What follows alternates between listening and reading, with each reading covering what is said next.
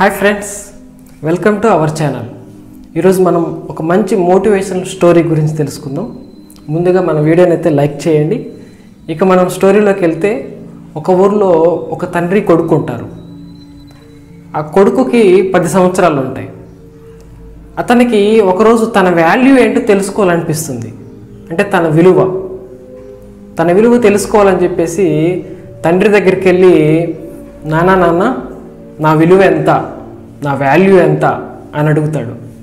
దానికి ఆ తండ్రి ఏం చేస్తాడంటే, ఇంట్లో నుంచి ఒక చిన్న రాయి తీసుకొచ్చి కొడుకు ఇచ్చేసి, నువ్వు దీన్ని మార్కెట్కి తీసుకెళ్ళు, అక్కడ నువ్వు ఏం మాట్లాడుకు, ఎవరైనా వచ్చి దీని రేట్ ఎంత అని అడిగితే కేవలం ఒక 2,000 చూయించు, నువ్వేం మాట్లాడుకు, కేవలం ఒక 2,000 చూయించు అని చెప్తాడు. దానికి ఆ అబ్బాయి ఏం చేస్తాడంటే, ఆ రాయి తీసుకొని మార్కెట్కి వెళ్తాడు. మార్కెట్కి వెళ్ళి అక్కడ అటు ఇటు నడుస్తూ ఉంటాడు అనమాట, అటు ఇటు తిరుగుతూ ఉంటాడు. అప్పుడు ఒక ముసలావిడ వచ్చేసి, బాబు ఈ రాయి విలువ ఎంత అని అడుగుతుంది. దానికి ఆ అబ్బాయి ఏం మాట్లాడకుండా కేవలం ఒక 2,000 చూయిస్తాడు. అప్పుడు ఆమె, ఓ 200 అయితే నాకు ఇచ్చేయని అంటుంది. ఆశ్చర్యపోతాడు అబ్బాయి. వెంటనే ఆమెకి ఇవ్వకుండా పరిగెత్తుకుంటూ వాళ్ళ నాన్న దగ్గరికి వెళ్తాడు. వెళ్ళి, నాన్న ఈరోజు నేను మార్కెట్లో ఇలా జరిగింది, ఒక ముసలావిడ వచ్చేసి నాకు 200 ఇస్తానన్నది ఈ రాయికి అంటుంది. ఓకే, ఇప్పుడు మళ్ళీ నువ్వు ఎక్కడికి వెళ్తావంటే వాళ్ళ నాన్న ఇలా చెప్తాడు, ఇప్పుడు నువ్వు ఒక మ్యూజియానికి వెళ్ళు, ఆ మ్యూజియంకి వెళ్ళిన తర్వాత అక్కడ కూడా నువ్వు సైలెంట్గా ఉండు, ఎవరైనా వచ్చి దీని విలువ ఎంత అని అడిగితే కేవలం ఒక 2,000 మాత్రమే చూయించు అని చెప్తాడు. దానికి ఆ అబ్బాయి మ్యూజియానికి వెళ్తాడు. అక్కడ మ్యూజియం లోపలికి వెళ్ళిన తర్వాత ఒక 20 నిమిషాల తర్వాత ఒక మిడిల్ ఏజ్ ప్రొఫెసర్ వస్తాడు. ప్రొఫెసర్ వచ్చి, ఓ బాబు దీని విలువ ఎంత, ఈ రాయి ఎంత నాకు అమ్ముతావా అని అంటాడు. దానికి ఆ అబ్బాయి విలువ ఎంత అనగానే కేవలం 2,000 చూపిస్తాడు. దానికి ఆ ప్రొఫెసర్ ఏమంటాడంటే, ఓ 2 లక్షలా, ఇంత చీపా, నాకు ఇచ్చేస్తావా అంటాడు. ఆ అబ్బాయి ఇంకా ఆశ్చర్యానికి అవధులు ఉండవు అనమాట. ఇక వెంటనే అక్కడి నుంచి పరిగెత్తుకుంటూ వాళ్ళ నాన్న దగ్గరికి వస్తాడు.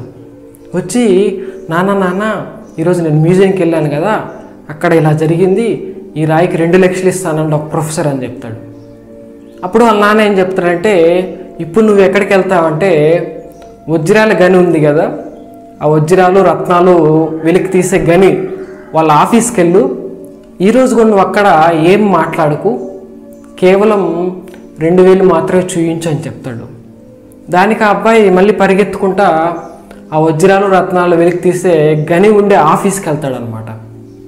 అక్కడ లోపలికి ఎంటర్ కాగానే అక్కడ కౌంటర్లో ఒక సైంటిస్ట్ ఉంటాడు అనమాట. ఆ సైంటిస్ట్ ఆ అబ్బాయిని చూస్తాడు.